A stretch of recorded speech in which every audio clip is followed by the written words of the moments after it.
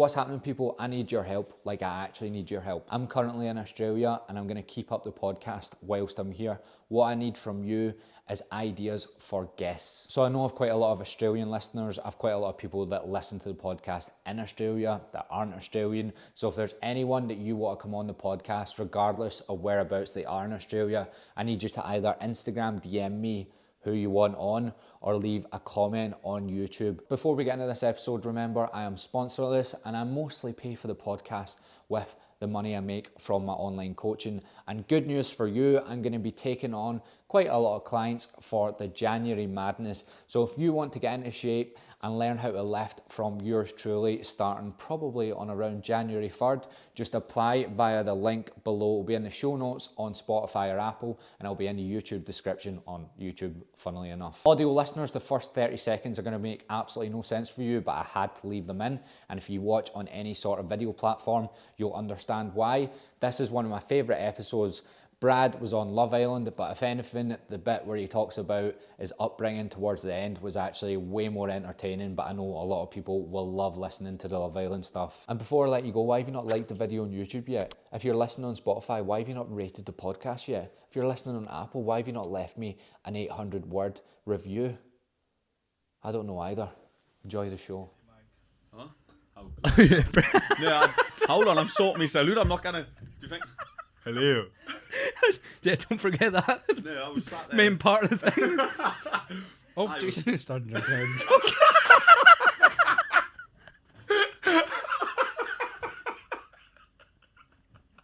He sat here, holding me from reaching out a mic.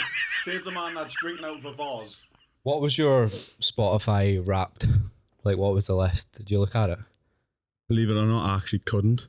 You couldn't? No, because being out in Bali, there's something I try to go on when I seen everyone uploading on Instagram. I try to go on. It says you only got 14 days worth when you're in a different country. Oh, really? It says after 14 days I had to change the country and we change the location and everything to then access it again. Do you want to see what mine was? Like, genuinely. So I never you know, everyone posted it. I just posted who my favourite artist was because I had a bit of a moment this year, and like this is what my top 5, right?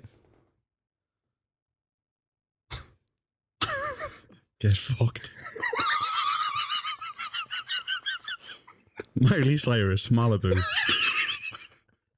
As your top. Yeah. Here, but Miley Cyrus, Malibu. Actually, to be fair, I'm not familiar with it, so you're like.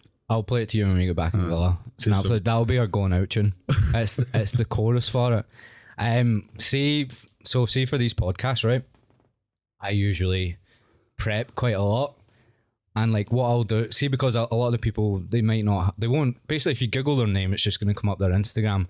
So I didn't want to tell you too much yesterday because the laugh I had whilst you were sitting in the pool in the villa and I'm sitting Googling you and just looking at like all the so there's this podcast studio was in like a coffee shop for about an hour before you came in here. I was just sitting watching like 2-minute clips of you on Love Island, and it's so bizarre because like I don't watch Love Island, and I've got to know you for the next last week or two. And then I didn't know any of it, and then just watched that, and it's just absolutely mental. Do you think you got portrayed different in there, or you still seem the same? It's just more. I've not seen you in an environment where you're getting pushed to talk to women as well.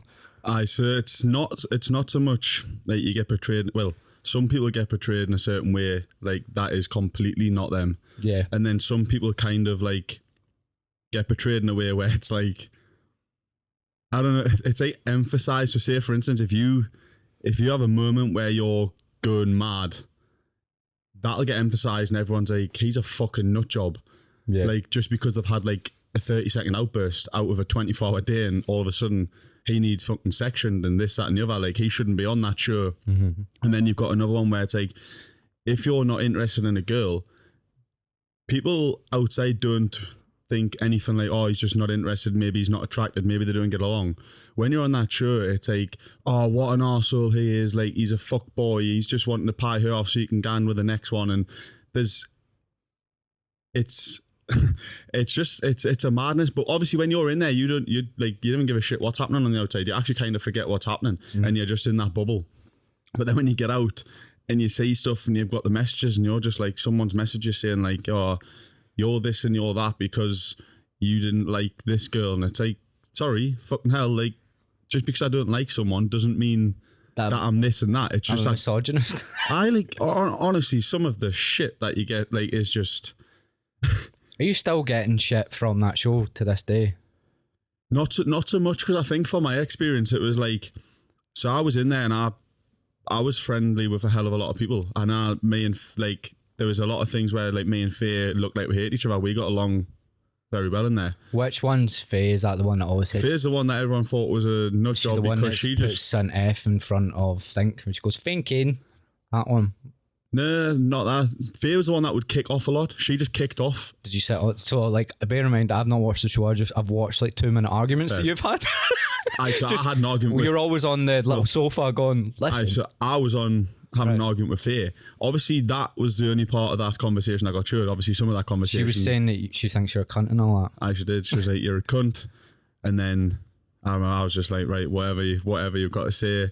And then she would just go more and more. But Faye was fiery, but it was one of them things where like I would give Faye just as good as she would give me. Do you know what I mean? Like, and it didn't really show in that clip. But it doesn't show because it's one of them things where like Faye in general she's a lovely lass, and she'll stand up for herself, and she doesn't give a shit what she says. She'll literally, if she stands by something, that's what Faye is doing. Mm-hmm. And that showed from like day one all the way through when I was there, and then again it showed in watching from home that Faye just literally, if Faye had an opinion of something, she was gonna be heard. Mm-hmm. Which is a good thing though, because you know where you stand. Like if you say something that Faye doesn't like, she's gonna tell you, and then if you say something to Faye that like she appreciates, she'll also tell you that. So you get the best of both. You were quite blunt on it, were you not?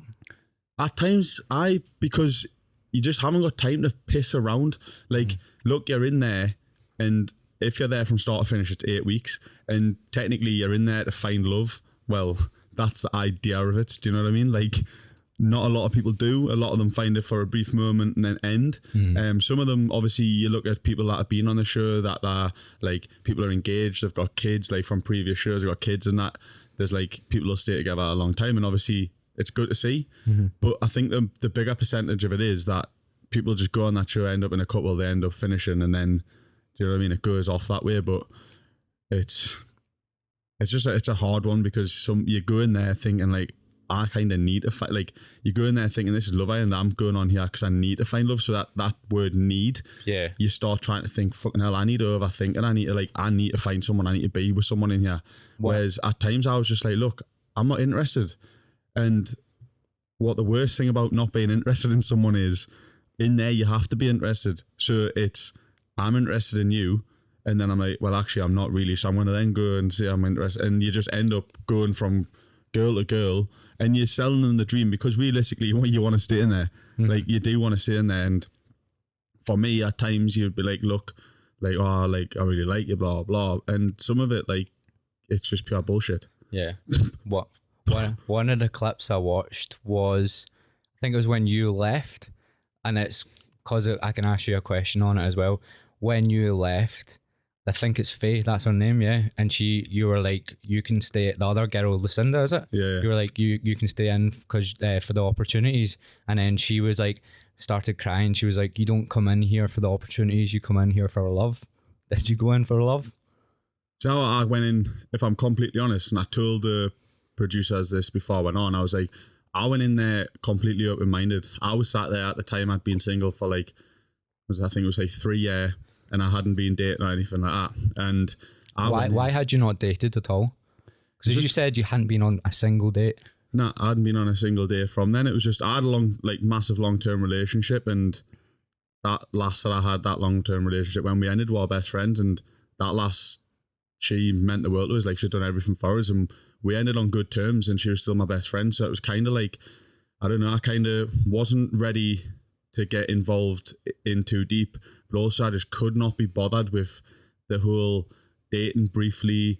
Like, you end up getting involved with someone, and then when things don't work, sometimes depending on which way it goes, things don't work naturally, but all of a sudden people are like, oh, he's used her because he just wanted a shag and this, that and the other. And it's like, nah, that's not that's not how it is, but you believe whatever the fuck you want because you're gonna say it anyways. And that's the shit. At the time I was just like, I can't be asked for some random idiot to sit there and be like, oh, did you hear about Brad? He went on a couple of dates with her, fucked her, and then left her. And that's how it goes with everyone. So I was like, I can't be asked for that shit. So I'm just gonna pay them off not to talk about it. I haven't got enough money to pay them off to do that. So I would rather sit in my room and wank myself silly. Do you know what I mean?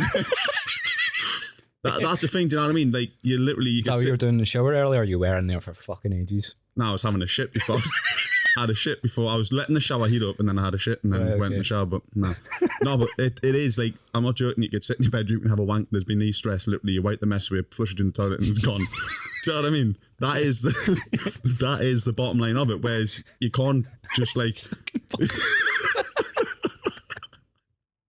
you can't get involved with a female like for casual sex and then just literally like, oh, there, be done, get in the bin. Because that is horrible. But some people do it, and some people. I've got friends that do that, and I'm sat there, and they're like, fucking hell, this lass has got nuts on us, and I'm like, I'm not fucking surprised. You've promised her the world. You've told her that, like, you know, you're the love of me life, this, that, and the other. Cannot wait. I want 3 kids. So does she. Blah blah. You have sex all once, and you think, fuck that, I'm off, and then you're away at the next one and say, and I wasn't doing that. Yeah, I've never been like the one to sell people on. Like, you know, you get guys that'll literally, like, they'll sleep around, but they'll manipulate everyone they're sleeping around with. I can't do it. I can't, like, you can tell when I'm lying, I think. I don't really lie about much because I can't do it. I'm like, my face gives it away. Do you know what I mean? The worst thing that I think, and again, I've not even hardly attempted that sort of thing. Like, I've spoke to girls before, and I've, with like no... There's been nothing to it. It's been just general conversation. And literally, people will be coming up to us, oh, I heard you talking to her, I heard you talking to her. And it's like, fucking hell, like, calm down. Like, we're just having general conversation. There's nothing to it.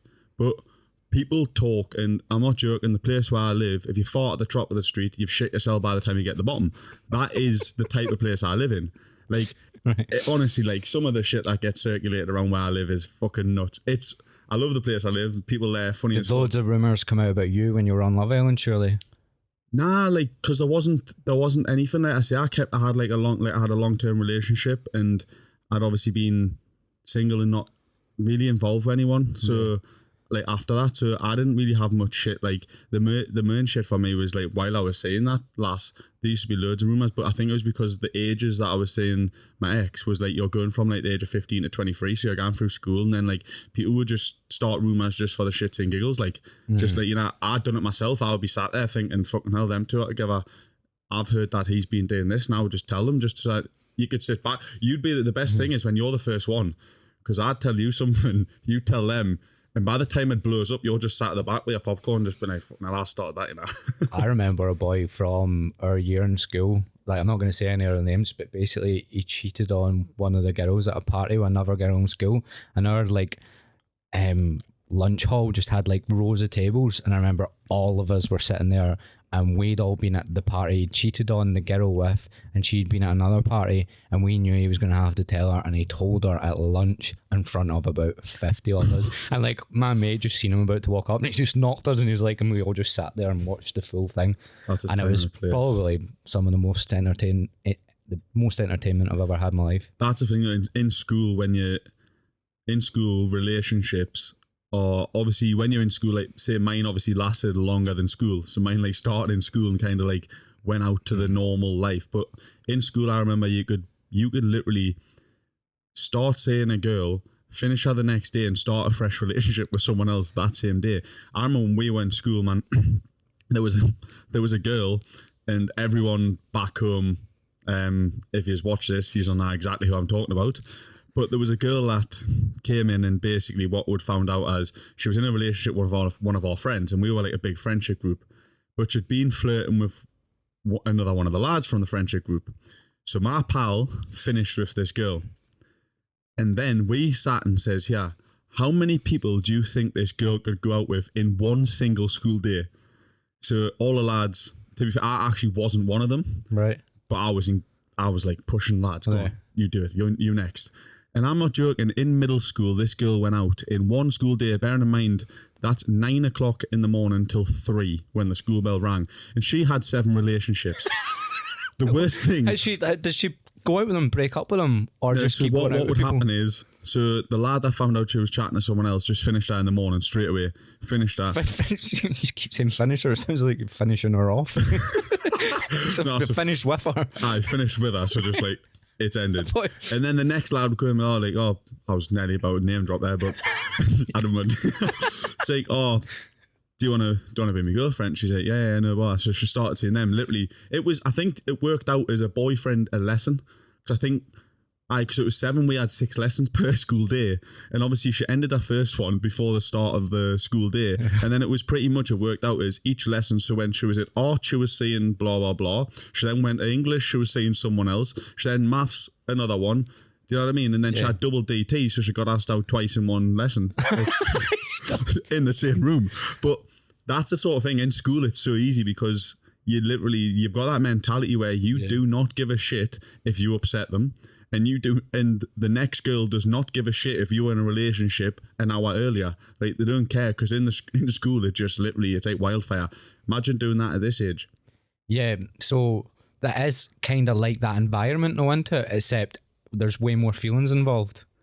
So it's like a school environment, Love Island, a little bit, isn't it? Because everyone's kind of like, you don't really speak to people from other schools. It's like the only fit birds in the world are the ones in your school when you're in school, isn't it? Oh, but no other ones exist. Nah, definitely. We had that conversation the other night where you were sat there and being like, you're comparing and you're like, this girl back in school, like, and I know a few back in school where I'm like, oh my days, like, for years, it would be like, there would be about 7 or 8 lads, and there'd probably be all your mates, and there'd be 1 or 2 lasses there, and everyone's doing their best to get them. You're fucking your best mate over. You're like slagging them off, saying that you're trying to say anything just to sweet talk that lass, and then you kind of get out of school and you're like, fuck me, like, I can't believe all 7 lads are fighting for that one lass that isn't actually that nice looking. Do you know what I mean?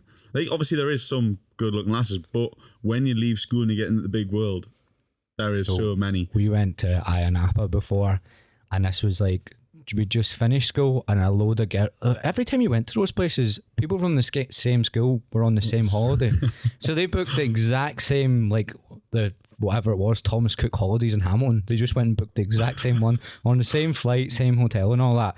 And then I think there was one girl that most of us fancied, and we were playing Never Have I Ever with them, and like, he just completely outed me. He said never have I ever like slept with someone in the forest, and I'd done that, and I was like, fucking hell, and drank, and I was like, you're a prick. And then there was, I'm not going to say any names like at all, right, but basically he got with someone from our school, and let's just say he was a bit embarrassed about it, and I just went, right, you fucking prick. This is what you're getting. It just came around to me, and I waited. It was like 8 people's turns, and I was like, he's getting it. He is absolutely getting it. I was like, never have I ever shagged such and such, and like everyone, because no one knew about it. He's like, it was like a complete secret. No, I don't even think he drank. He just he was just like, he's just like that. Because it was, I think there was one girl there, and I think I looked her in the eye as I said, and he cracked me after it. He tried to fight me after on the street. He's swinging for me, and I wasn't trying to hit him back, because I knew what I'd done was over the line. But I was like, you started then. You try to fuck me, so I'm gonna fuck you. I was like, and it's your fault that I have nothing as bad as what you done. So that's what you get. That's the thing that I find when you like have crack with people or banter or whatever someone wants to say, you find them people that the worst people are the ones that'll come in hard on you. Yeah. And when everyone's laughing, it's great. But usually the ones that come in hard on you, you've always got something harder back on them. And as soon as you drop it, they're like, oh, what the fuck? Like, I can't believe you said that. And it's like, what? Like, what do you want us to say? Just sit back and take the share abuse. Like, I think he knew it was coming as well, because when he done it, I just looked at him like, why'd you do that? And I think he already knew what was coming. And I was like, that's what you're getting. See, before we started the podcast, you were like, I want to go into loads of Love Island stuff, obviously. I'm actually, do you know what? I've been so anti-Love Island, and since I've been hanging about with you, I'm like now so interested in all of it. Because I honestly think it's like a science experiment. It's like a experiments to do with like rats, just to see like, it's not the big rat. It's like I'm the rat. And also, whilst I've been watching all of these clips, you've came and stayed in our house and we're in like a villa. For the last 5 years, I've been getting called Iain Stirling. Every single time it's on, people just mention me in their stories. My ex-girlfriend, after a year not speaking to her, texts me, or like I met up with her and she said to me, every time Love Island's on, now all of my friends just say Gavin. I was like, nice to see you again too. So I feel like I fell into a black hole and now I'm Iain Stirling. In a villa with you, and you're talking about Love Island all the time. What was it actually like? What was the whole process of getting on that program? Like, did they approach you? The whole like process of like the interviews and stuff, and what you were going to say about your nana? And I was like, shut up! What I hear on the podcast. So the process is basically like you can apply. Like, obviously the application comes out and it's advertised everywhere, and you can apply for it. But there's also like casting members that will. Literally, I'm not sure how they exactly filter it, but they will go around on social media, like at the time, obviously Instagram. To be fair, I'm guessing now they'll probably even be using TikTok to find people, because obviously there's a lot of people using that at the minute. But it's basically, I got a message, and the funny thing is, what I think's funny about them is, obviously they'll send you a message, but usually sometimes you'll not read your like requested messages and stuff like that because they just get hidden.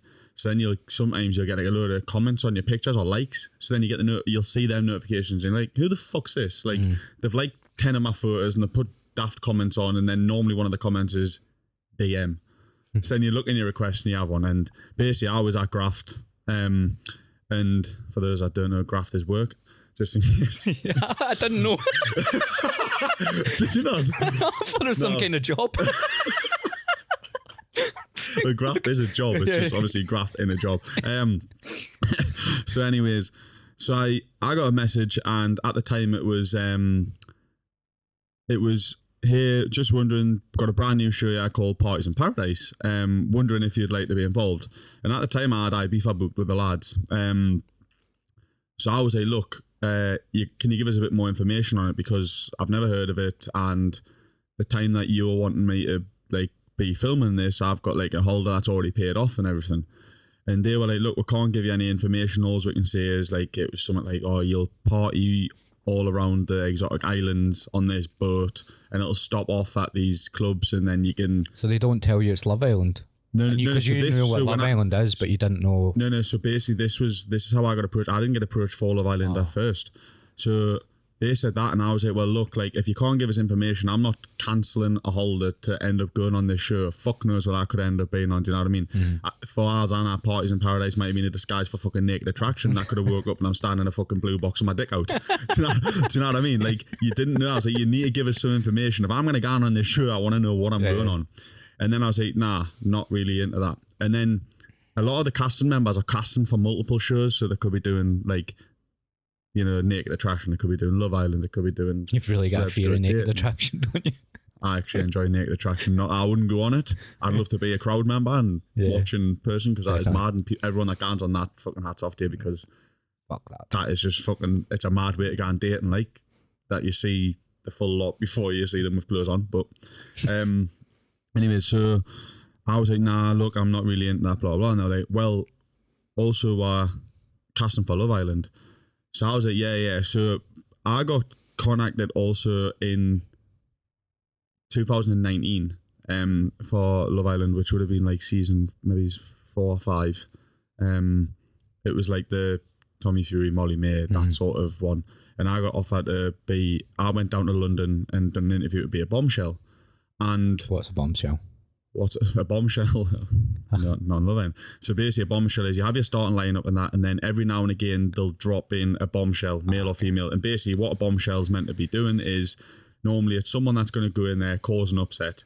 Like, so obviously, realistically, I know everyone says personality is it all, but for me, the bombshells that you want is the best looking people, because at first, you see them first, and that's what causes the most shit. If, say, for instance, if I'm a lad and I'm on the show and a bombshell walks in and they're very good looking but they've got a really nice personality, I'm not really going to be threatened straight away, because I don't know them, so I don't know what they're like. And the female's probably going to be looking at them thinking, well, they're not all that, and they haven't getting a chance. And plus, on a show like Love Island, a bombshell literally doesn't get long. They have to make an impression, make it quick. So straight away, the quickest impression you can make is what you look like and how you handle yourself. So basically, they asked me to be a bombshell. So in my interview, I knew I was meant to be a bombshell, but I didn't think too much into it, because they were then like, who on the show would you be interested in? And at the time, I was like, well, to be honest, there's no one really in there that I'm interested in. And it wasn't until I walked out after that interview, I was like, are you a fucking retard? I was like, they're trying to put you in as a bombshell, and you've just said that there's no females in there that you're interested in. What a great fucking bombshell you're going to be. I'm going to walk in, sit down on a sun lounger, put my tan on, and just say, I am not fucking interested in anyone, so I'm no danger to no one. Yeah. Do you know what I mean? The most danger I'm to is the fucking fridge and cupboards, because I'll raid it. Like, do you know what I mean? That I was going there. Yeah. In my head, I'm like, all-inclusive holiday.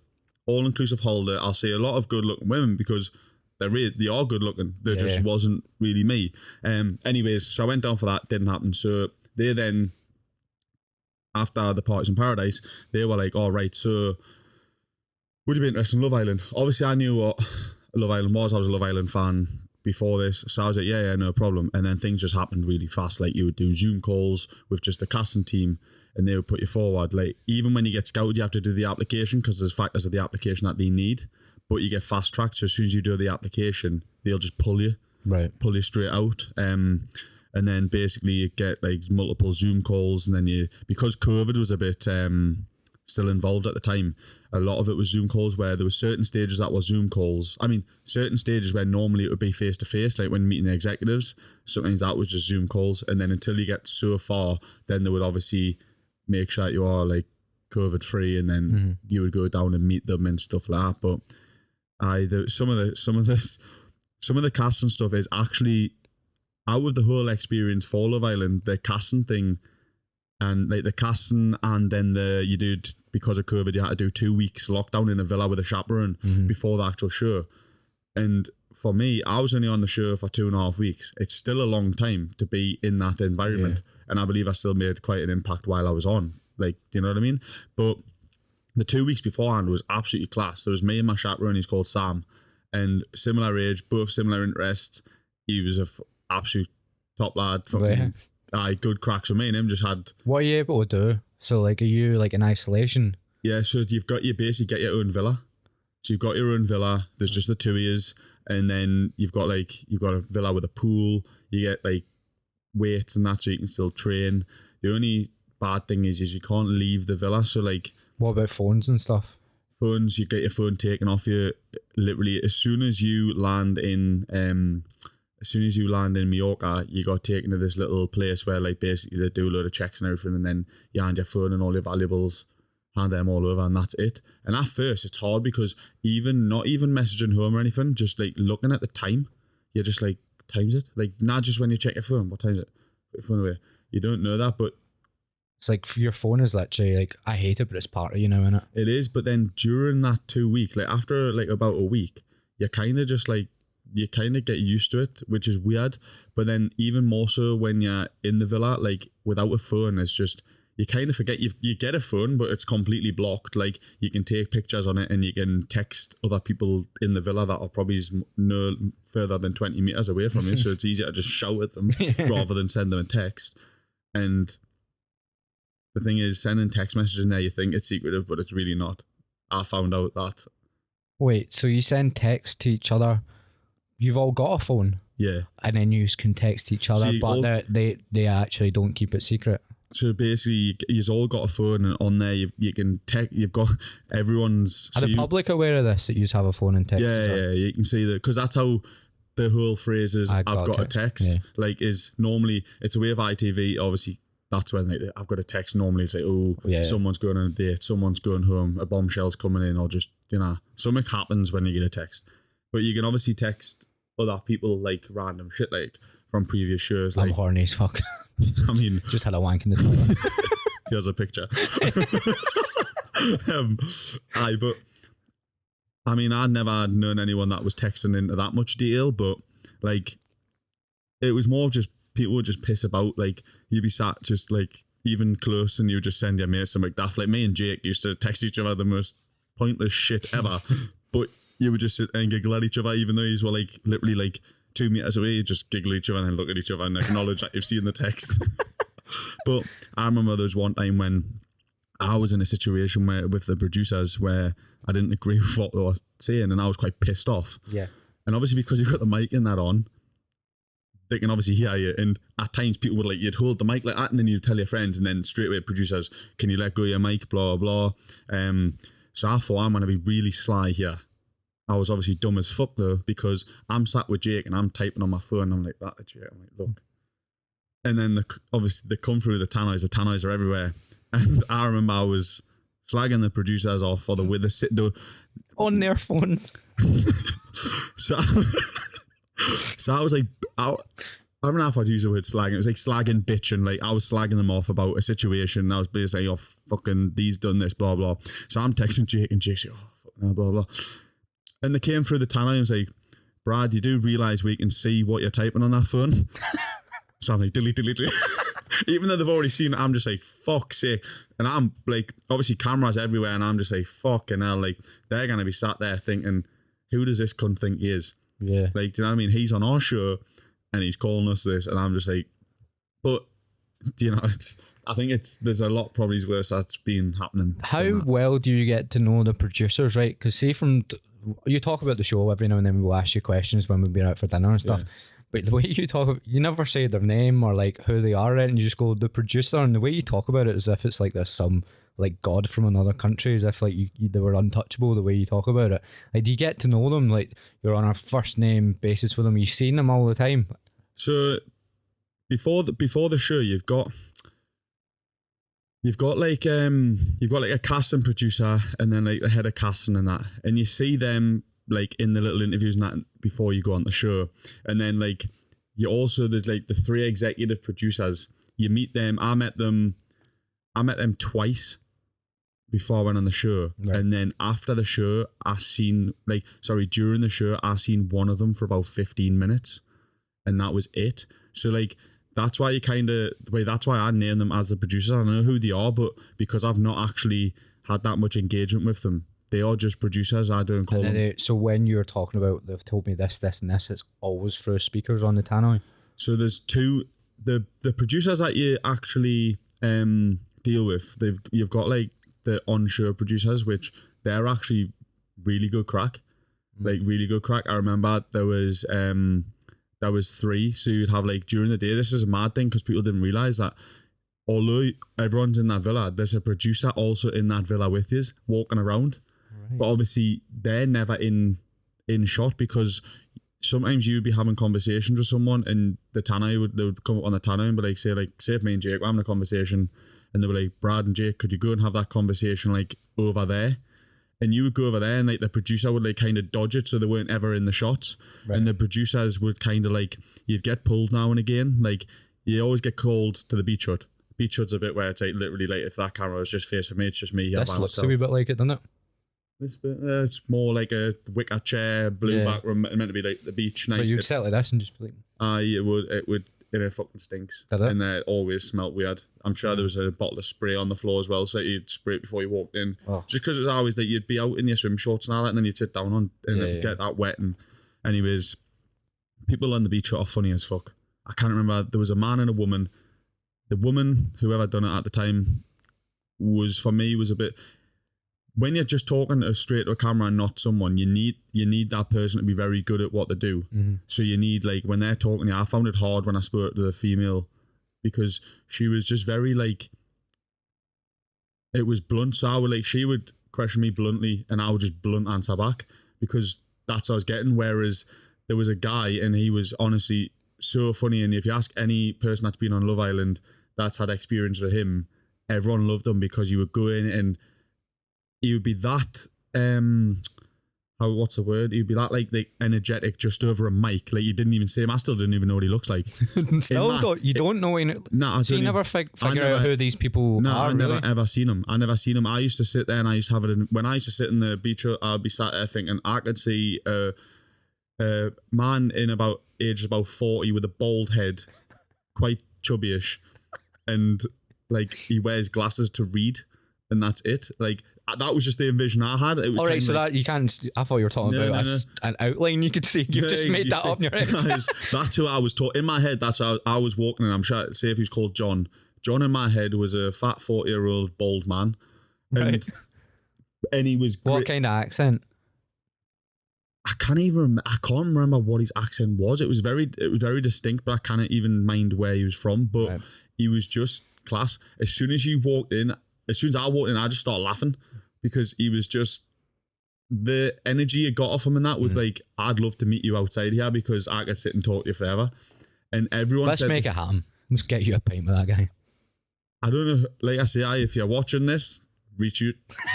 I would actually have a pint with you because honestly, he is good crack. And everyone used to like, people would be buzzing because I remember like on the night time, so you would switch up, like producers during the daytime that are in the villa would change at night time, and then also the person in the beach hut would chop and change.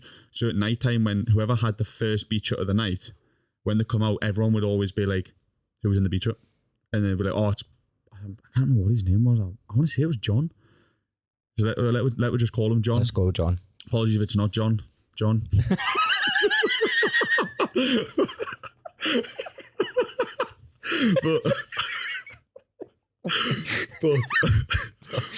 but so everyone would be like, oh, it's John, and everyone would get excited for beach huts because it's John in there, and you're like, I'm gonna have a good crack if I get in here. So you're waiting on the name, but like, I speak to John. But so you don't really speak to the producers other than the ones that are in there, and there's like, I think there was like 3 of them. That's bizarre, isn't it? There was 3 that circulated and they were great. But when you say, for instance, what I was saying before, you get called to the beach hut. Sometimes you get called to the beach hut, which is, they do it, the beach hut is like a discreet way, because obviously when you get called to the beach hut, you kind of like leave the villa to go to this, where the beach hut is. But sometimes you get, on the way to the beach hut, there would actually be a producer there. So the producer will be like, oh, you're not going to the beach hut, we've actually pulled you in here, because then that's when things start happening where it's like, look, in my thingy, like, oh, we think it would be good if you went and pulled blah, blah, blah for a chat to discuss this, that and the other. And then you're like, all right then. So then you would leave and go and do that. See, before you went on, were you aware that it would be like that? No. Not at all? Not at all. Because you know it's scripted, but you just don't understand how it works, do you? This is the thing that annoys me most about social media and the general public, is all these fucking idiots and arseholes that'll jump on and be like this, that and the other, you're this, you're that, you're this, you're that. Yeah. And just going off what they say on the TV, it's like, look, say absolutely fuck all until you went in that villa yourself and you realise what is actually happening. Because before the show, and I'm saying this because I was a fan of the show beforehand, but I wasn't one of them arseholes that would jump on fucking social media all the time when someone's fucking decided to part ways and start a new thing in there, whereas everyone does. People get far too invested into it and they think that is actually real life. Do you know what I mean? I actually think they forget that people in there are real humans. I know that they treat it as like real life, but I feel like the way people talk about it is as if like that person's just like a cartoon and doesn't have any. It's like someone from a movie, and you can say whatever you want about them and it doesn't affect them. That's the way I feel. It's like I told this in my podcast the other day. My dad was on came up on my Facebook thing. John Mckinney commented, and it was on like Tyson Fury's posts, and he just commenting on it, going like that. What was it he said again? He's like, you're full of shit, mate. And all this. And I just walked downstairs and was like, what are you doing? What are you actually doing with your time? But that's because he's been fucking getting far too invested and stuff like that. But people forget that like the other person is a real person. People do get like invested, and the worst thing is people get invested in maybe 1 or 2 characters on the show, and then if anything happens to that one character, then fuck me. They're like, I'm gonna, like, some of the messages I've had, like, just because maybe it's like I ended things with Rachel and stuff in there, and people say, oh, I'm gonna fuck you up because Rachel's my girl, and I say, you don't even fucking know who she is. Yeah. Like, you don't even know who I am, so fuck off. Like, I couldn't deal with all of the shit that you went on, and that's why I was telling you when I've been asked to go on a few of these things, I was like, I don't know how you deal with that. Like, that would fry my head, I think. The thing is, so like, what I'd say is you don't actually, like, until you're actually in it and experience it, you haven't got a Scooby-Doo what you're getting yourself in for. And then even like, let us say I done fuck all. Look, I laughed at some comments and I said that wasn't a bombshell, which that's my fucking opinion, and that is nothing. I didn't understand it. So you're saying it wasn't a bombshell, as in like you didn't fancy her enough to be to come fuck it all up. She was, which isn't bad at all. That's not even slightly bad. Of course, it's not, because I've got an opinion, and so is she. And at the time, it was like, look, realistically, Did I sell her a dream? Yes, because if I didn't, I was going home. And part of that show is I wanted to stay in there to see if anyone came in that was more me. Do you know what I mean? Yeah. Who's willingly just? I mean, I would say who's willingly just going to pack my bag and leave, but I actually an extra did. 10 grand on the boohoo deal. The longer you stay in. Right. No, but it was more of a case of like she came in, and before she even came in, there was me and Chugs in the bottom. So it's like, look, one of you get the message. One of you will be going home, and it's going to be chosen by Rachel. Mm-hmm. And I remember Chugs is one of my good mates off that show, and we laugh about it all the time because I was sat there thinking, fuck you, Chugs, you're going home, I'm staying. So I'm going to tell her everything that I need to do to stay here. Like, I'm going to sell her the dream. Yeah, of course you're on. And I remember Chugs. Me and Chugs shared a bed, and Chugs just sat and said to me, again, look, he says, I can't even date. He says, she's all yours. It was because Chugs was literally off. Because when Chugs came in, he was fucked from the off. Chugs, he really was fucked from the off. Because Chugs and Liam came in, right? And the fact of it was, Liam went straight for Faye. He went in for one. Mm-hmm. Chugs went for a fair few, right? Chugs came in, he started cracking on with all of them. And obviously, Rachel was there, and Chugs was obviously speaking to Rachel, but he was speaking to others. I was just grafting that one person that I knew was the only one that could save us in there. There was fucking absolutely You had quite a lot of fucking dreams being sold already. I'd put. What was some of the stuff you told her? Tell me, what do you remember you said to her? Like, I remember I just said, right, and it was like, some of the stuff was just like I said when I walked in there, and I want to clear this up because in Love Island, this whole thing of, you're my type on paper, all that carry on. So before I went on Love Island, I did not have a fucking type. Good looking girls are my type, whether they're fucking dark hair, fair hair, if they've got dark eyes, blue eyes, fair skin, dark skin, I don't even care. If I'm attracted to you, you're my type. Yeah. Do you know what I mean? And then from there, obviously, if we get along, great. So I went in there, and all the time when you're in there, say, like, what's your type? Sure, right. Well, I'm just going to have to say what my type is. So I just says dark hair, dark eyes, dark skin. Yeah. So Rachel came in, and everyone say, oh, look, Brad, there you are. Dark hair, dark eyes, dark skin. So I'm like, aye. So I was just like, well, you're just my type. You're exactly what I want. I remember Rachel sat there, and she was like, if I'm 100% your type, how many black girls have you been with? To which I answered, none. Mm-hmm. And she was like, so how am I your type? And I was sat there at that point, and I was like, fuck, I'm caught out here. Yeah. But that's the thing in there. You're literally just selling that story. And that's the thing when, say, for instance, when some bombshells come in, and let's just say, I'm not sure how exactly the bombshells that went in the show worked, but if you've only got that 24 hours and you need to speak to everyone, you've got to go in there and you've got to tell everyone a bit of something that they're yours. Like that, I mean, you're a bit of them. Do you know what I mean? Like, so say if I walked in, you got to sell it. If I walked in and I'm speaking to like Faye, and I'm like, I'm into blonde hair, big boobs, blue eyes. Do you know what I mean? Because it suits Faye, and then I could also say that to Chloe because it suits Chloe. Do you know what I mean? I could sell that, and then but then I've got to then go on to, like, if I was talking to Sharon, I was like, I prefer brunettes. Yeah. But then the thing is, they're all speaking there as well. So it's like Sharon will be sat there and thinking, like, Chugs was telling us that his type's brunette. And then the next thing is, he's telling me it's blonde. Mm-hmm. And then it's like, make your fucking mind up. You're just telling anyone in there what they want to hear. And that is exactly, when you're in that position, you are just saying whatever the fuck you know they want to hear. And then you're safe. And then obviously when I obviously was then picked because I'd like put the work in, I'd obviously... put the graft in. But what I did say in that situation is, obviously once I was safe, I like sat down and I had the conversation where I was like, right, seriously. Can I ask you, see when you're having all those conversations, and obviously when she said I'm your type on paper, and you're like, I'm a bit fucked here because you're not attracted to her, are you stressing out at any point about how that can be construed outside? Nah. Not one bit? I couldn't give a shit, because the thing is, you're going to there, and at first you go in, right, and you know you're going on a TV show, so you're all sat there like thinking, this is going to get aired. However, you think this is going to get aired exactly how it's playing out in there, because obviously you're naive, exactly like everyone else that sat at home just watching the show and haven't got a clue what goes on. You're naive to it all.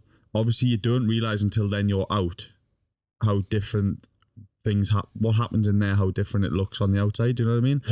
When you talk about stories, it sounds as if like the producers you don't know, and it actually sounds like they're like a puppet master outside the villa and just making you do stuff that'll get views, and they don't care what it'll do to you. That is at times what is happening. I mean, look, people will say, "Oh, that's not how it was," because at the end of the day, what people say at home actually happened. But did it happen the way, like, obviously, say for instance, if I'm sat there and I call someone a cunt, I've called someone a cunt, but was the run up to that the same? Was the reason for that the same? And how did it go after that? That is when it's all different, like, where it's like, hang on a second, like, there was scenes when I got off the show, right? I went home and I watched 3 episodes. And in the 3 episodes, I seen things in them episodes where I was scratching my head thinking, did that happen? Like what? Like, I remember the situation when, so the big one for me, and I always say, right, and I'll just say it, like, sometimes you get framed for a murder, you're doing the time in there because editing's good. Mm-hmm. And a lot of the time in there, you spend a hell of a lot of time, like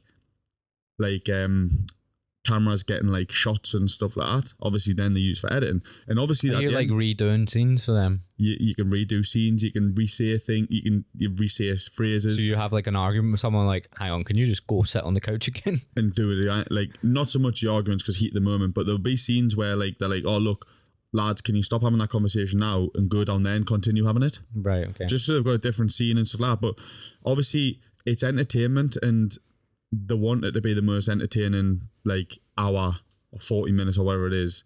Do you know what I mean? They've got to make 24 hours be really entertaining. It's like bang, bang, bang. This happened.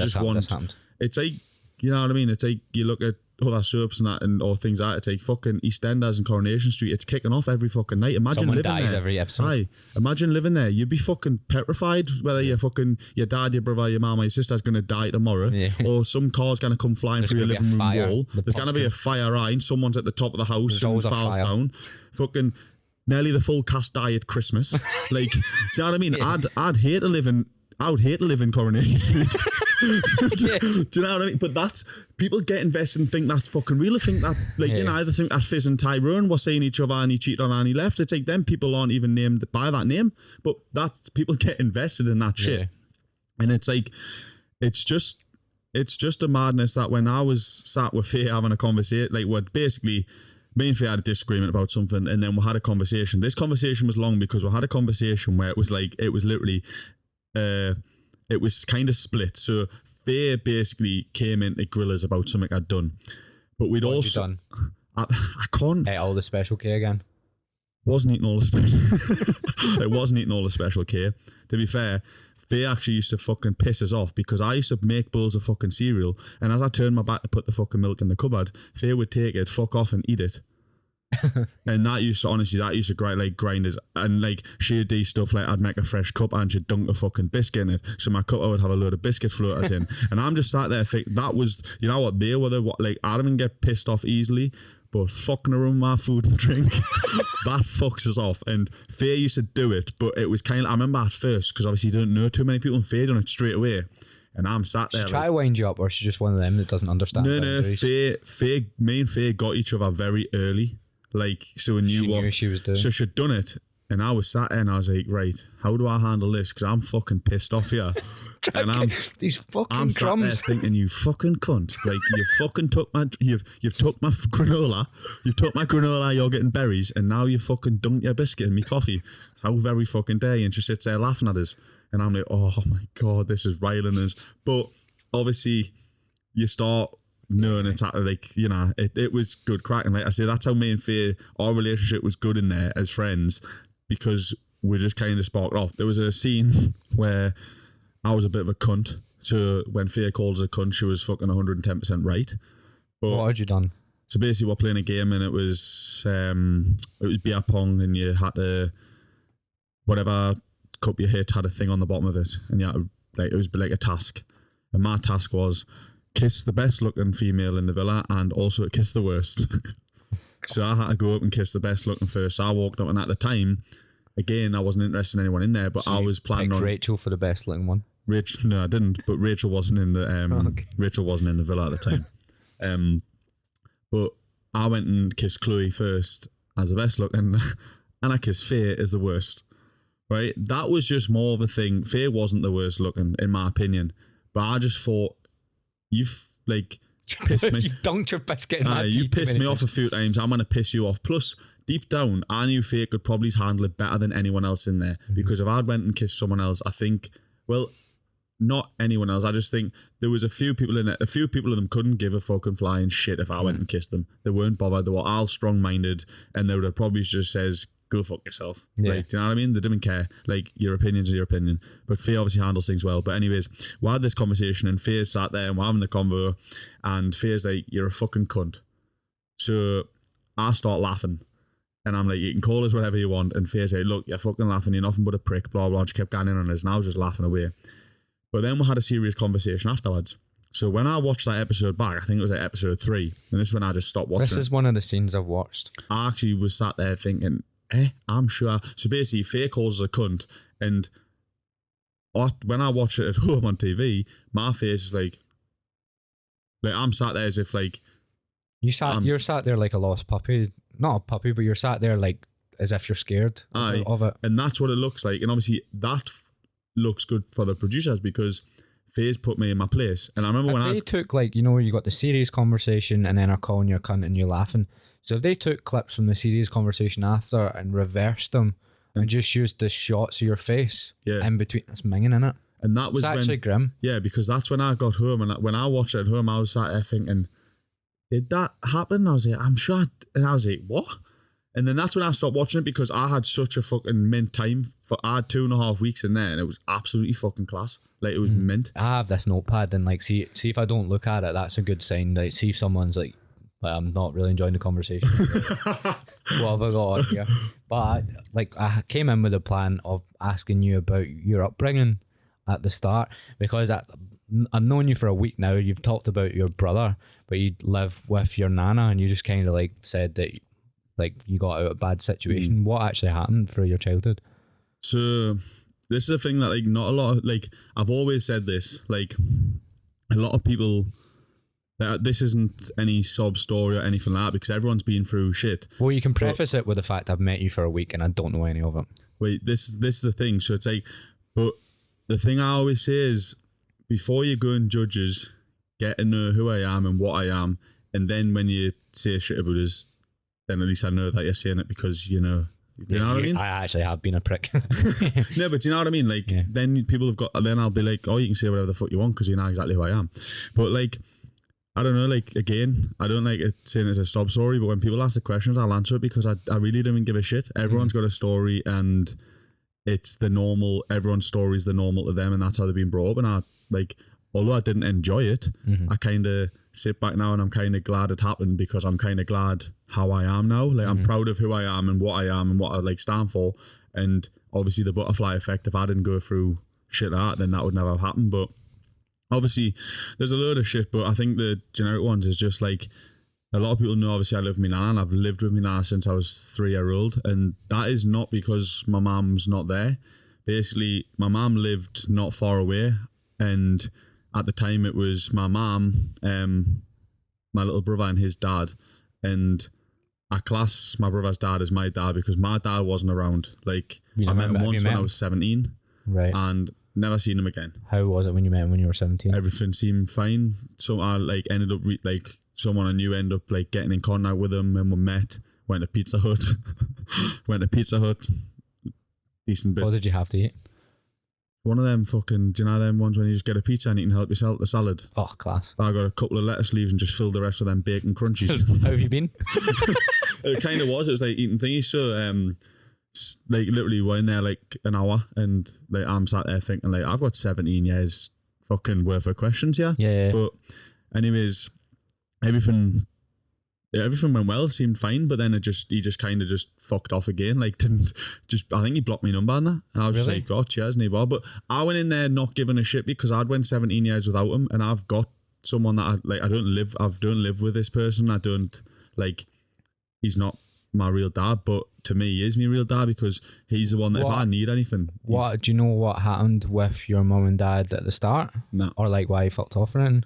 No, my nana, the thing is with my ma's very selfish. Right. And she doesn't think she is, but she is. She's a very selfish person.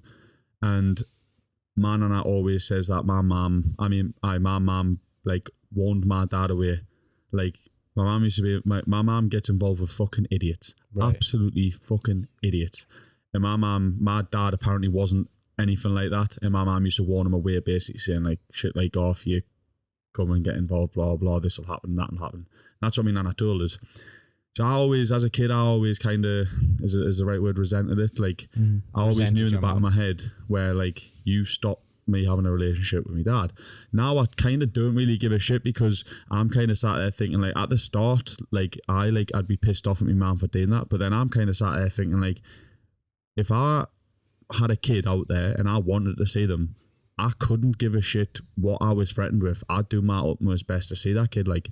So if I'm sat there and I, like my dad's done, if he wanted a relationship with me, he wouldn't be scared of what a woman was saying or whatever. Do you know what I mean? Yeah. Like, he wouldn't be afraid of any of that. He would be like, if he really. What do you think she was threatening him with, like the new men she was with, or? I don't know, potentially. But then again, my brother's dad, like, who I class as mine, he never mentioned anything like that. That was just a story that I got told. The thing is with my upbringing, there was that you are told that many different stories. I got told, I'm not joking, but at one point I had 4 different dads. And that is actually fucking legit. Like, I've had messages, I still get messages now off these people, and they're like, hi, it's John. No, not off the bloke. I've got, like, I put that Q&A on the other day, and there's a lass saying reply to my DMs. I was like, what fucking DM's this, like? And I went in, she's like, hi, I know my mom's reached out to you before, she's your sister. And I'm like, and how the fuck did you calculate that? Like, how is she my sister? Some random person. How are you my sister? And it'd say, oh, well, this is your dad. And I'm like, that is not my fucking dad. Yeah. But at one point, my mom actually told me that was my dad. So I remember there would be, this is fucking stupid. What the fuck? But because this is the thing, so my mom's been the person, she's got 6 kids, and all 6 of them have got different dads. Right. That is the situation. And it would be stuff like my mom would literally just choose men over everything else. And over her kids as well? My mom would choose men over her kids. Fucking easy. She's done it plenty of times before. My mom's had, so fortunately for me, I wasn't, because I moved in with my nana, but my brothers and sisters and that, they got taken into foster care. And all of them, so you're talking about your little brother? No, so there's me. I'm the oldest, I'm 27, and it goes down to Ice, who's 3. She had a kid at 3 recently.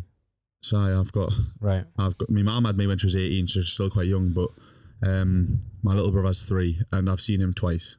Right. And it's fucking so hard to reach out to that, because it's more of a case of, so basically my mum was like, I remember the worst thing for me, and I'll like, if this is going to be hard, I'll kind of tell you, like, the story, and then just kind of interrupt this along the way for you. It's just easier. Yeah, go for it.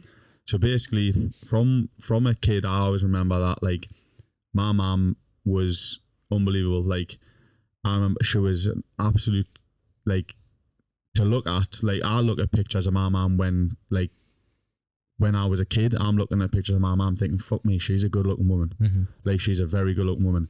And the area that I live in, like, a lot of my mum's friends and people that went to school, my mum lived there, and they all obviously know me. And loads of them, when you're on nights out and that, they would come up and be like, your mum was absolutely beautiful, like, in school. All the lads used to want to be with your mum, this, that, and the other. And it's nice hearing that. And then when I see photos of, like, me and my mum when I'm, like, just a kid, I'm thinking, like, you like, she was absolutely stunning. And then what I remember of her as well, I remember, like, she was a mint mum. Like, I'd go everywhere with her, I'd be attached, like, to the side. Like, she was, like, the house we lived in was absolutely spotless. Like, she was, like, she took a lot of pride in how she looked. What age are you at this point that you're remembering things? Probably like between the age of, like, from the ages about maybe like 4, 5, like, between like 3 up just until like about earliest memories. I like my earliest memories, like, even like there was memories like I used to always remember. One of the best memories and one of the best feelings I ever have is my mum used to get on sunbeds, and I used to sit and wait on her getting off the sunbed, because the sunbed shop she used to go to, she knew the person, so the person would just sit and watch me. My mum used to get off the sunbed, and obviously it's nice and warm, and I used to grab my mum's hand straight away, and I'd be walking down the street because it was a warm feeling. Do you know what I mean? And I used to love that. We used to go and up my mum, I'm going to sunbed, walk across, and I used to grab her hand as soon as she come out. I'd grab her hand, and it would be nice and warm. And it's a weird thing because it's a memory that it's a memory, and it's weird. It's a feeling because I've never had that feeling for probably like 22 years. I've never that was that long ago, and it's one of them feelings that if I think about it now, I can feel it. It's a weird. Yeah, I know what you mean. It's a weird thing. So is your little brother the one that you've told me stories about? Was he the next one? No, so it goes down from me. It goes to Reese. Reese is 24, and So what happened when she had Reese and there was a new man? So as far as so for me being a kid, my dad was never around. So also when you're like, you have these memories at like 3 till 5, you just know your mum. So my brother's 3 years younger, so I just really know my mum, and then it got me, the person that classed my dad, Graham, he obviously came in when I was very young, so he was there as well, and he kind of brought us up. Obviously he was with my mum when she was like, they had me brother Reese, and then he was I think my mum and my dad were together for until my brother was about 6, so I would have been about, in fact I couldn't have been 9. My brother might have been about, I'm not really sure. I can't remember what the age would have been. My brother was very young, and me dad and my mum split up, and my brother just went with my dad, my mum just let him go. And you stayed in contact with the dad as well? I did. So they moved to a place that's about 15-20 minutes away from us, but he always would always come down and see us, and then even now I still go and see him. I class him as a dad because although he wasn't a proper dad, and obviously although I lived with my nana, so I wasn't constantly under his roof and under his wing, do you know what I mean? He was always, if I was ever in trouble or anything like that, he would always treat us as his own, do you know what I mean? And the good thing is he's never ever split he's never treated me any different to what he treats Reese. Me and Reese, he treats exactly the same, that's the most respect I've got for him because he doesn't need to. So do you still stay in contact with him now? Oh, I still go and see him, and he still let use messages while I was here. And that's just a man that it's probably. Do you think if you never had that, because that's a manly figure, do you think you'd be a different person? So this is the thing, although he's been there for us and everything like that, he had no, I don't think he really had a massive impact on how I turned out. That was completely my nana. So it sounds harsh to say because he obviously does have a big impact on us, but not who I am. It's more my nana who kind of every attribute that I've got, not attribute trait and stuff like that, it's through my nana. She loves a selfie on the mopeds as well, does she? Didn't think my nana would ever be on a moped. To be fair, I didn't actually think my nana's ever took a selfie. She can't even turn her fucking phone on, never mind take a picture. What is she like? Oh, she's absolute nuts.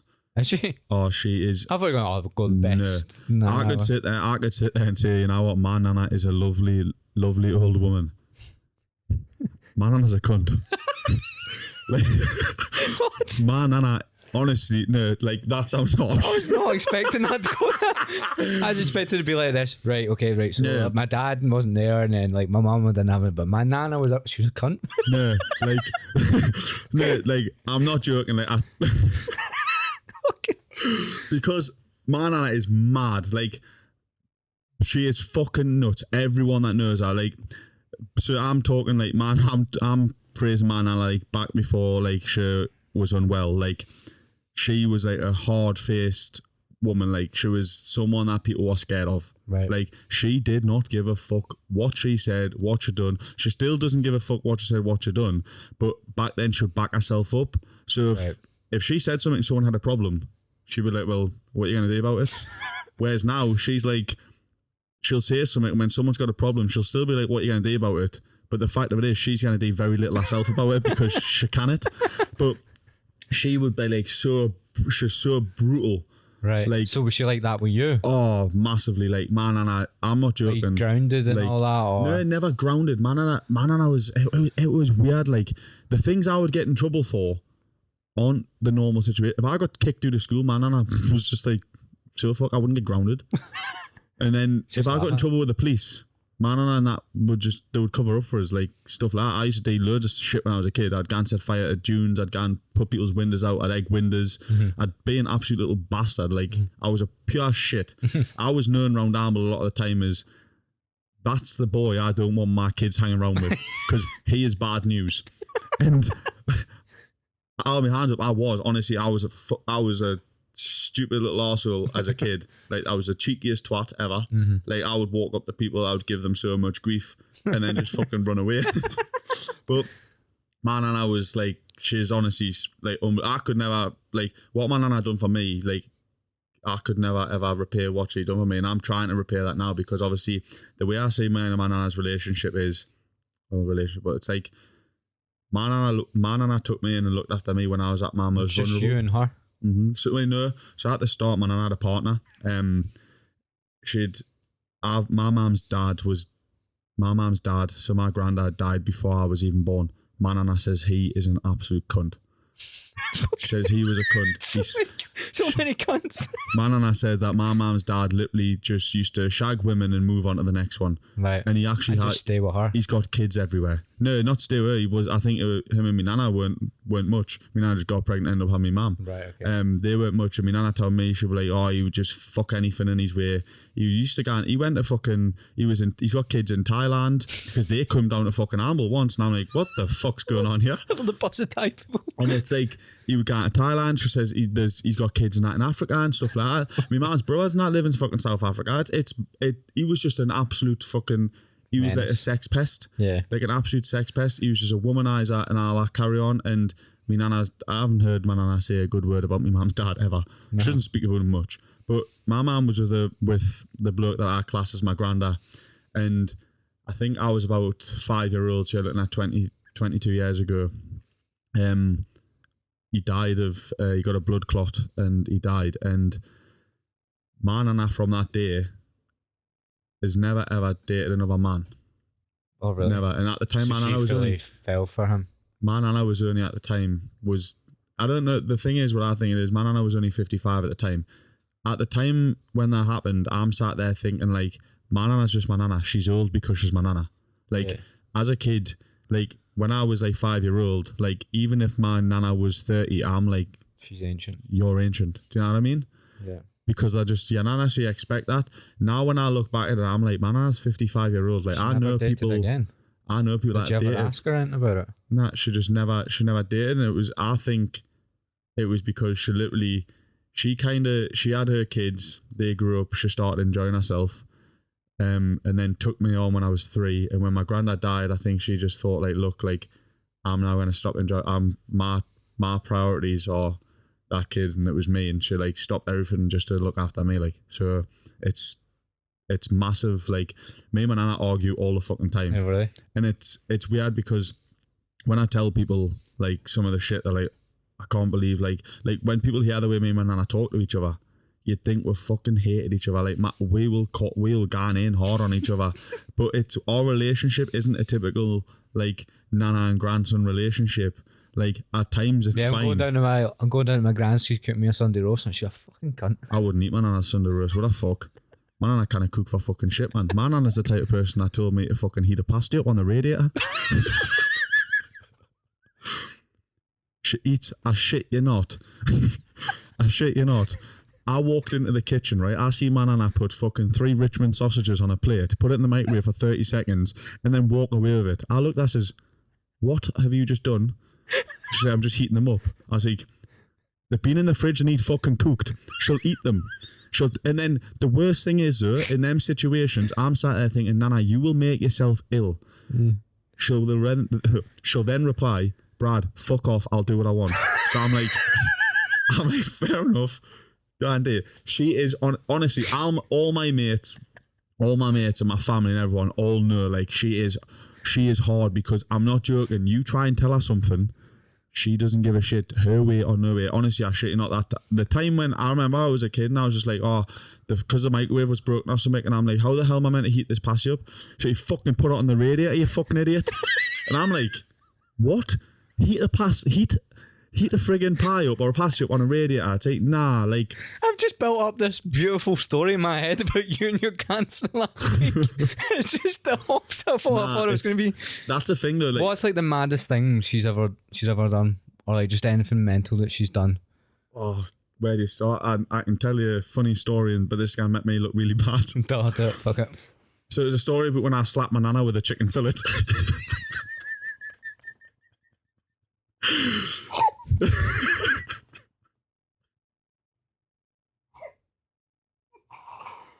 Oh, I don't know if I'm ready for this one, mate. So, there's a place not far from me called Ashen, right? Rough as fuck. But used to have markets on a Tuesday. My nana used to go all the time to these markets. And even at times, because my nana didn't care about school and that, she used to just keep us off school. Fancy coming to the market with us a day. Sound, we'll have a day with an Ashen. Anyways, I wasn't at school. I think it was school holidays. My nana had went away to Ashen. So I'm just standing in the back kitchen. And my nana had an obsession, right? When she used to go shopping, she used to take one of them little old people's trolleys and she used to fill it, right? With chicken fillets. Eh? With chicken fillets. Or all sorts. It'd be fucking chicken fillets. It'd be fucking clothes. Fucking like mixing it up. You know what I mean? You'd pull out a fucking t-shirt and it'd have steak stains on it, like fucking. But it'll be smelling like be smelling of some fragrant that's also in there. Like it was. I'm not joking. Whatever was that trolley had everything. Everything you could imagine was in that trolley, and everything's been through that trolley. That trolley fucking stunk. Anyway, she walks in with the trolley. So I'm in the kitchen washing the dishes. My nana walks in, and the thing that she does all the time, she empties the trolley out in the living room, right? And then she'll say to me, "Put that in the kitchen." So I'm like, why not wheel the trolley into the kitchen? And then I can take it out instead of taking individual items from the sitting room to the kitchen.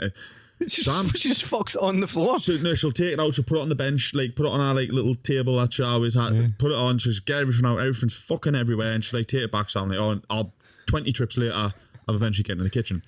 So I'm standing washing the dishes. My nana's shouting on us, Brad. I'm like, what? She's like, come here. I'm like, 2 minutes. I'm washing the dishes. She's like, Brad, come here. I was like, Nana, 2 minutes. I'm washing the dishes. And then she starts shouting, Brad, will you just fucking get in here? I was like, 2 minutes, I'm washing the fucking dishes, man. The next thing, I can just hear, like, things, like, hitting off stuff. So I'm like, what the fuck is going on in there? I shit you not, I walk in, and it was like a fucking murder scene. It was like watching Kill Bill. Like, I shit you not, I walked in, right? And I'm looking at the walls, and I'm like, what the fuck has happened in here? She'd been to the butcher's, right? So she's getting them... She's getting them. Do you know the polystyrene trays and the meat and they've just cling film wrapped? Yeah. She'd get them. And because I literally said I was going to be 2 minutes, she took the huff and she'd started throwing the fucking stuff from the sitting room. So there was like fucking packs of steak hitting the walls. Bear in mind, white walls. Packs of steak hitting the walls and there's blood running down the walls. There's shit everywhere. There's multi-packs of Duracell batteries all over the fucking sitting room. Do you know what I mean? There's everything. Lynx Africa and all that. That's all over the fucking floor. Like everything you've got. And she's like that. She's just giving it 100 and she's screaming at us and everything like that, right? So I'm standing, I'm like, what the fuck are you doing? Like seriously, I was like, what the fuck is going on in your head? Mm. And I remember there was one sleeve of chicken breasts on the bench, like on the table beside her. And it was like everything went in slow motion for a second because as I says, what the fuck are you doing? She like looked down at the chicken and I clocked her looking at the chicken and it went in slow motion because I'm thinking, you're going to grab that fucking chicken. So I thought, you're not grabbing that chicken. So I literally, as she went for it, I scooped it up and I just says, fuck off. And I slapped her across the face with this chicken fillet. And she like sat there and she's like, and I'm like, I just looked and I says, what the fuck is going on here?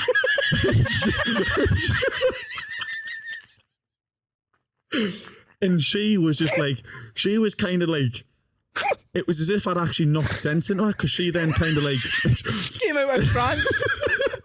She then kind of like, as I slapped her with the chicken, she kind of like looked at me and then kind of analysed what she'd done to the room as if to say like, who the fuck done this? And I'm just standing there in my head. I'm now thinking like, I've just slapped the fuck out of my nana with a chicken fillet, with a multi-pack of chicken fillets, and I'm like, that is the honestly, it was that story was fucking nuts. Like, I've told that story loads because one, it's the truth, and two, it just gives you a sort of insight of what mine and my nana's relationship's like. In fact, actually, I go back on that because I do not abuse my nana. I'm saying mine and my nana's relationship doesn't always insist of hitting each other and throwing shit around the fucking sitting room. Do you know what I mean? But that is like, me and my nana is more of like, it's more like I don't know, like a best friend sort of thing. That like we've seen me and Aaron bicker quite a lot, like that. Like that's it's just bickering. Like, so you're actually, whereas if you didn't say all that, you'd probably be even more. You lose the plot even more because you actually call each other out. Oh, of course it is. But there'll be times, man, I'm not joking, man. My nana just loves arguing. Like, right. I would literally get up for work at 5 o'clock in the morning sometimes, and she would come in my room and she would say stuff to us that would deliberately fuck us off. And I'm sat there thinking, I look at my phone, I'm like 5 in the morning, she'll come in and say something. I was like, I can't believe you're fucking starting this shit already this early. I was like, you just want to piss me off and ruin the rest of my fucking day. I should get up and think, you know what, I'm gonna go and fuck with his head. Should go in and say something to us, and I'd go, like, leave my house, get in the work van with my best pal Nath, and Nath sat there going, what's about that? And I'm just like, that fucking idiot again, just starting. But it was one of them. Fucking idiot. It's like fucking 78. But going aside from that, like, it's that is the mad thing, because people, like, I remember, like, say, obviously, I was on your Instagram earlier, and it's just like back with a nana, and you're just sitting there like that. Little do you know, 2 years before you fucking slapped her about with a chicken breast. That's the thing, and it's like people are probably now jump on this fucking hell, he abused his old people. Say, oh great, I'm now a fucking granny basher. Like, do you know what I mean? Like, yes, it is with it, but it's one of them things. Like, she is everything to us, and that relationship.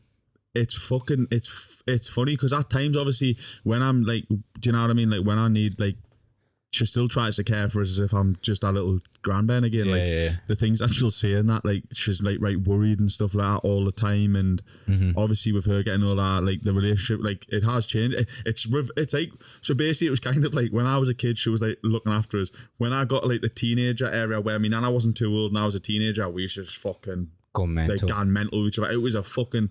I was like that with my mum, because I probably had a similar relationship. My mum was crackers as well. I didn't understand anything she was talking about. That's the thing though, and it was like kind of like you were just going each other. But now it's like, obviously I'm older and she's older, and I know that she's not like the person. Then I've got, it's right roles reversed. So it's kind of like as everything my nana was doing for me as a kid.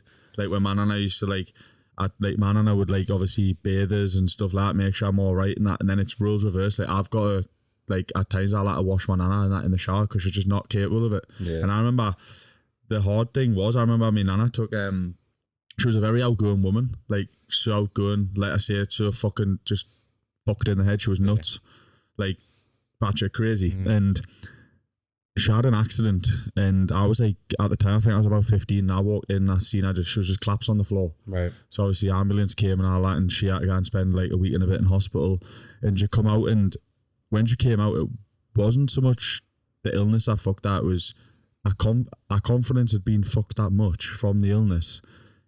She was scared to go out the house in case she fell or collapsed, because my nana was such an independent person and had like a reputation of being like this big tough woman.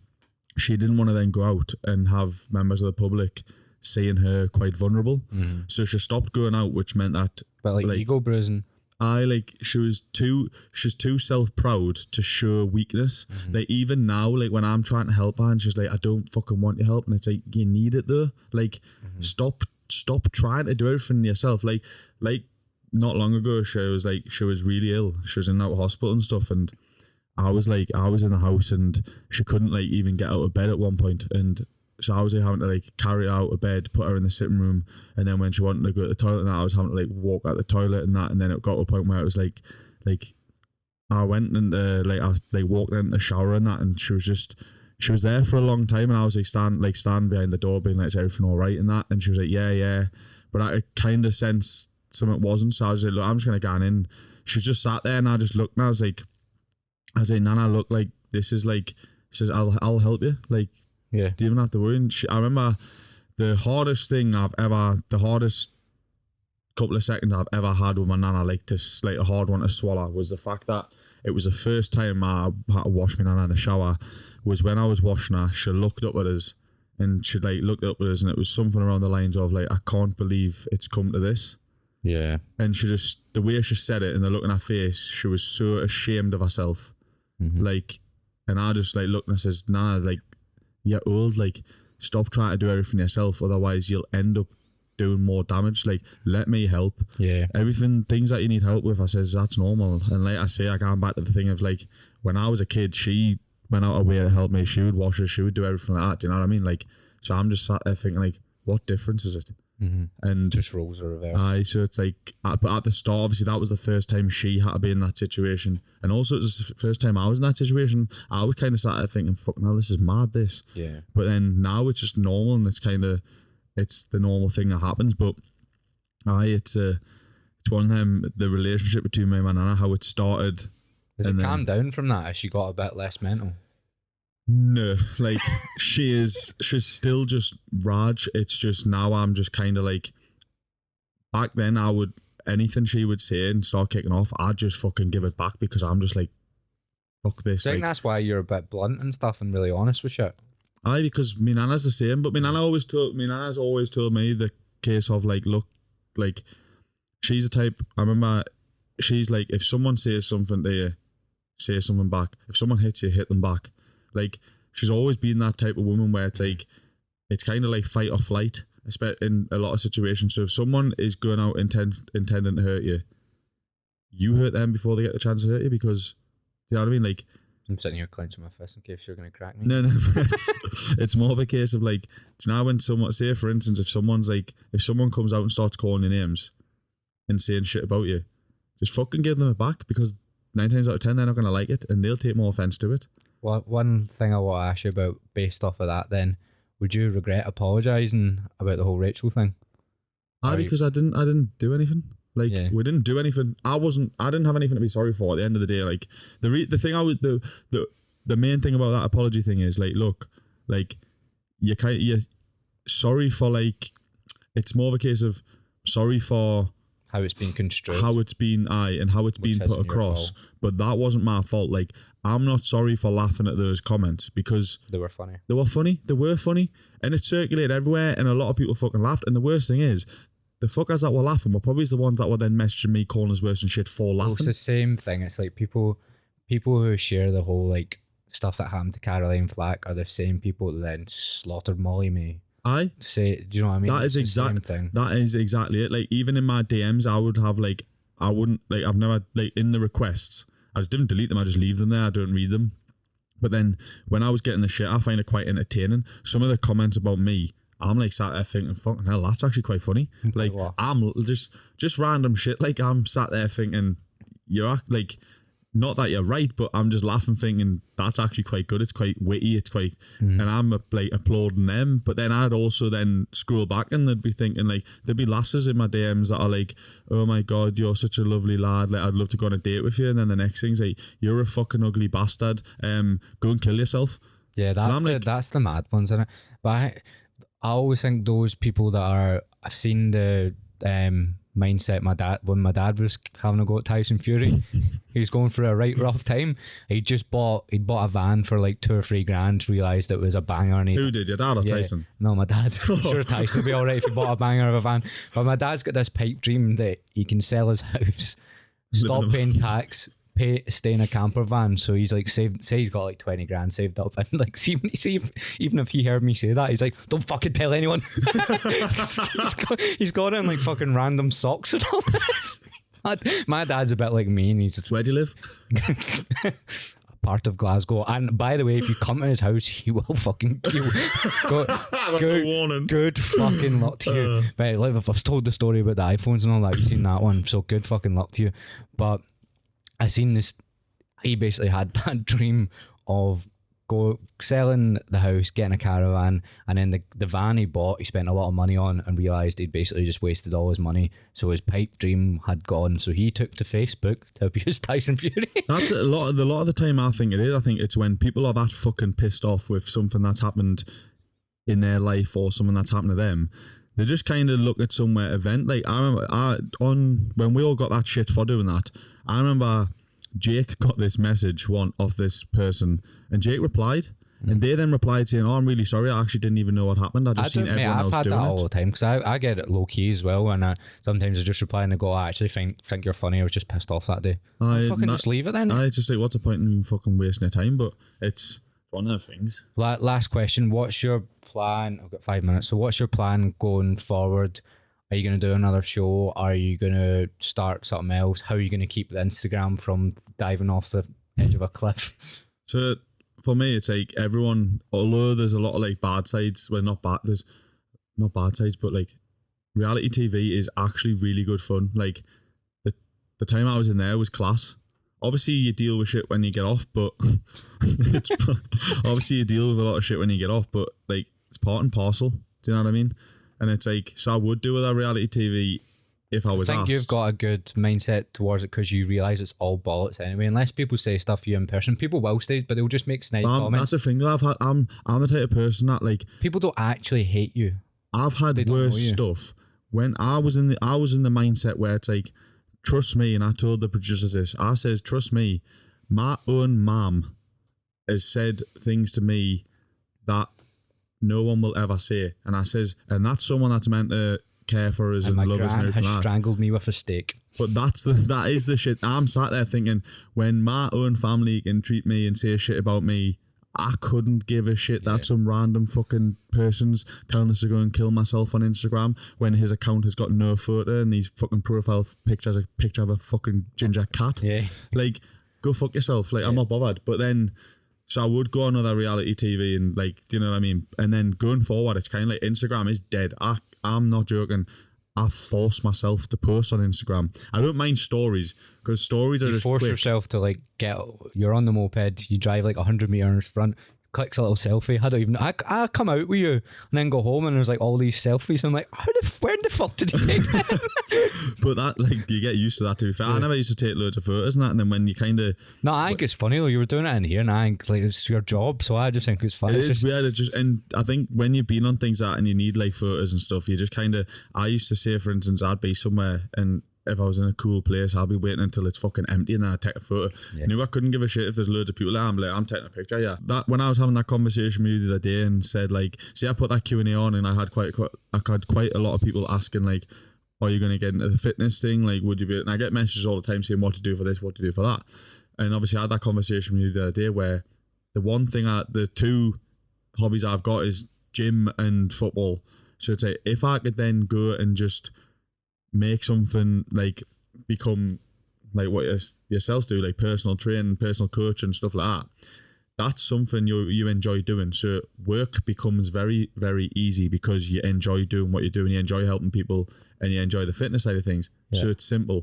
Do you know what I mean? And obviously you then want to create content. Yeah. You don't, it's not like, oh look, like I've got these like clothing, I need to go get photos in them, like I need to. Whereas I'm like, oh, I want to go and do a workout where it involves this, that and the other, and you want to do that because that is what you're interested in. So for me, going down that route, I want to create something for myself where it's more of a case of that is mine and it can't be taken away from us. So that's the plan then, going to that? Most likely I'm going to go into that. Obviously I kind of said to myself, I said this like last year, I says this full year I'm going to do whatever the fuck I want and have no stress of it. And then 2023 Brad the PT. Hi, Brad PT. But it's like, it's got to be one of them things, it's that generic, oh, my New Year's resolution is to start this up. But no, to be honest, that is something where I want to go down because this industry I believe is quite saturated and it's one case of like, you want to want to get off before it stops. Get out the hamster wheel. You know what I mean? Like you don't want to still be on it when it stops because then you're like, fuck, where do I go? You want to get off. You want to be able to get off while it's still going. Yeah, just as an overlap. I would love to keep chatting to you, but I think we're 3 minutes over there. I've got this place till 5 o'clock. People can follow you on Instagram, Brad. I mean, I can't even say your second name, by the way. Brad _McClelland. McClell. Right. Well, so you can get on the big man. He's going to change his name to Brad PT. He'll be whipping off his top and try to get as many clients as possible next year. And thank you. Pleasure for coming on, mate. Been a pleasure.